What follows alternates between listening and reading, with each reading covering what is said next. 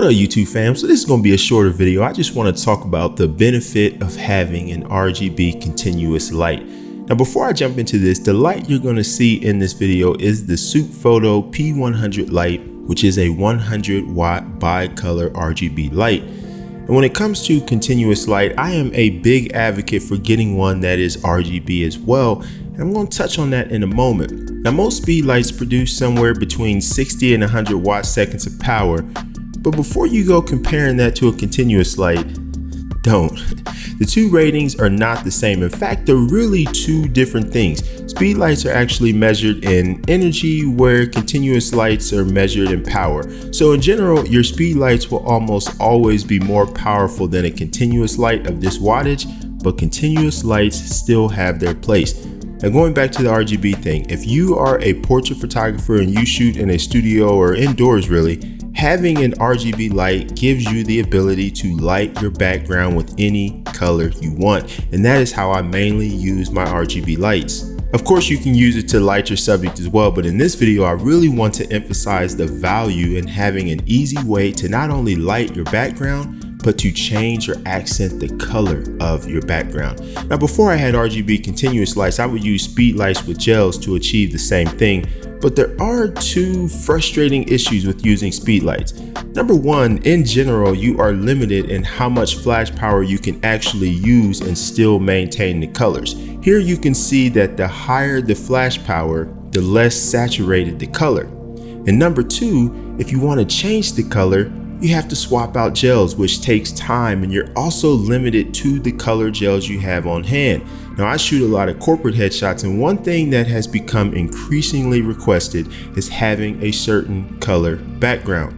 Oftentimes clients will want their background to fit the color scheme of their company or branding, and that sometimes poses a challenge when it is a color I don't have a gel for.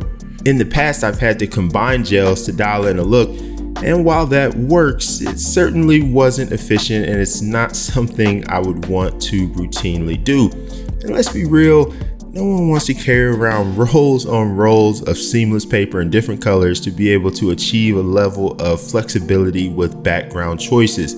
So having an RGB continuous light alleviates both of these issues. Because the light is actually emitting the color you want, you can turn the light up to 100% and still maintain great color saturation, as you can see here. But it also makes it very easy to dial in whatever color you need. The P100 light allows you to utilize either HSI values or RGB values, and that means you can practically have any color you could think of. Now, of course, most RGB continuous lights will be bi-color, or at least some color within the Kelvin temperature range. The P100 goes from 2800 Kelvin, which would be a very warm light, all the way up to 10,000 Kelvin, which would be very, very cool and blue. And the biggest benefit of using a continuous light is, of course, WYSIWYG. Now, you tech nerds out there know exactly what that is, but for those who don't, what you see is what you get. Using continuous light for portraits makes it easy to dial in the position of your light and the power. You don't have to work with recycle time, so the flow of your shoot can remain constant. Now panel lights work just as well, but I prefer a light like the P100 because it has a Bowens mount, which means I can put any of my lighting modifiers on it easily to further shape or soften the light. And when it comes to budget lights, they're usually made mostly of plastic, and the P100 is no exception.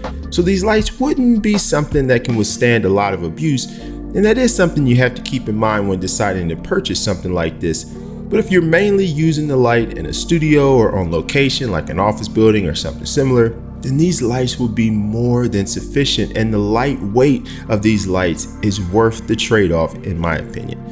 Something to note, and this would likely be the case for just about any light like the P100, when using battery power, you can only output to 80% power. 80% is actually pretty generous though. Other lights I have capped at 50%, but having the flexibility to be able to use this light on location without plugging it in is a huge benefit and plus, and that it goes to 80%, even more of a plus. The P100 uses two Sony MP batteries, and yes, you have to use both in order to run the light off battery power. I know that could be frustrating or annoying, but that's just the way that it is. And most lights are the same way, unless they only require one. If they require more than one, they typically, you have to have both of them in. It's just the way they design them. So it is what it is. So there you have it. Hopefully this was helpful and it provided some insight into the value of having an RGB continuous light. Now, the light that was in this video was provided to me for free, but I have other RGB lights. I would certainly spend my own money buying RGB lights because there's a lot of value in me being able to light my background with any color very quickly and very accurately. So if you like this light, you like the P100 light, and you want to pick one up, there is a link in the description below. These lights are primarily sold on Amazon. So if you want one, use the link down below and pick up the light. So there you have it. If you aren't already subscribed to this channel, go ahead and subscribe, ring that notification bell so you don't miss any future videos. And on your way out the door, make sure you smash that like button for your boy. Help me out. I appreciate you watching this video, and until the next one, take care.